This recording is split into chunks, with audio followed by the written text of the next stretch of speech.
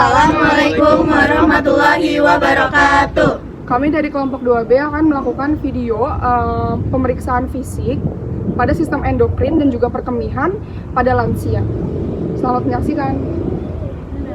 Assalamualaikum warahmatullahi wabarakatuh. Kami mahasiswa perawatan dari Universitas Muhammad Indramayu. Di sini kami melakukan pengecekan hormon nenek ini. Nanti kami akan menggunakan hormon nenek, terus juga kami akan mengecek perkembangan nenek, apakah nenek itu sehat. Oke, baik. Kita langsung mulai saja ya, Nek, ya. Untuk pemeriksaan fisik pada sistem endokrin itu yang pertama ada inspeksi. Nah, yang pertama itu inspeksi bagian rambut. Nah, rambutnya itu ada rontok atau tidak. Lalu juga kita tanya kepada pasien juga ada penurunan berat badan, terus juga periksa pada warna kulit pasien. Kali itu kita inspeksi dulu, kita lihat dulu nih anaknya tidak ada penurunan berat badan, terus juga rambutnya suka rontok nggak, Nek? Ya namanya rontok ya. Terus kulitnya juga tidak ada perubahan. Lalu yang kedua itu ada palpasi. Kita palpasi bagian kelenjar tiroidnya apakah ukurannya ada pembesaran atau tidak. Habis itu saya izin cek bagian lehernya ya, Nek, ya. Di sini tidak ada kelenjar tiroid, tidak ada pembengkakan ya. Terus habis itu Selanjutnya itu ada tanda-tanda klinis pentingnya. Yang pertama itu kelelahan kronik. Jadi tanyakan pada pasien ada kelelahan nggak, terus juga dalam jangka panjang dan dalam jangka waktu dekat. Terus juga ada intoleransi panas dingin.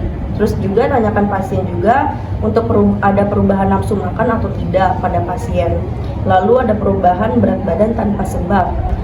Nenek selama ini ada merasa pengurangan nafsu makannya berkurang gitu nggak, Nek? Enggak sih ya. Enggak. Oke. Terus juga nggak ada penurunan berat badan juga ya, Nek, ya? Enggak. Terus suka merasa lelah gitu nggak, Nek, selama ini? Nah, kalau misalkan berkegiatan yang Ya ada lelah sedikit ya, kaki ya. Oke, ini lagi kami izin cek badan Nenek ya. Selanjutnya itu ada pemeriksaan penunjang pada pasien. Nah, kita periksa pada pasien itu kadar glukosa darah sewaktunya. Lalu ada tes HbA1c, lalu ada TSH atau tes hormon tiroid.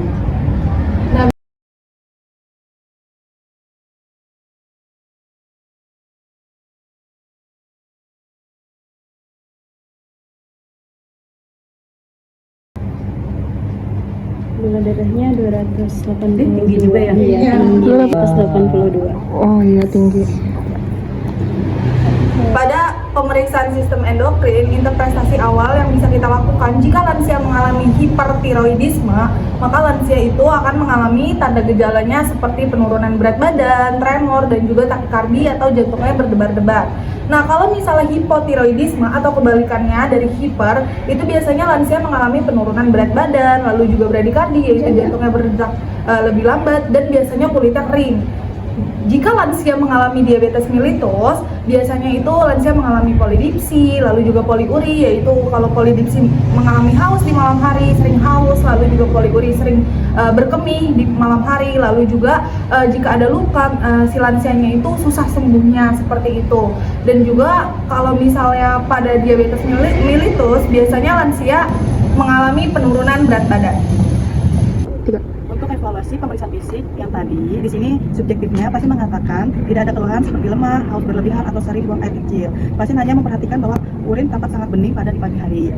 Objektifnya, keadaan umumnya tampak baik, kosmetisnya, TD-nya yaitu 141/86 mmHg, nadinya 78 kali per menit, RR-nya 18 kali per menit, suhunya 36,6 Celcius. Gula darahnya 287 mg dl. Warna urinnya sangat bening, frekuensi perkemihnya 7-8 kali per hari. Tidak ada edema, tumor, dan kulit baik. Asesmennya di sini masalah keperawatan yang mungkin, yaitu ketidakseimbangan kadar glukosa darah berhubungan dengan gangguan regulasi insulin.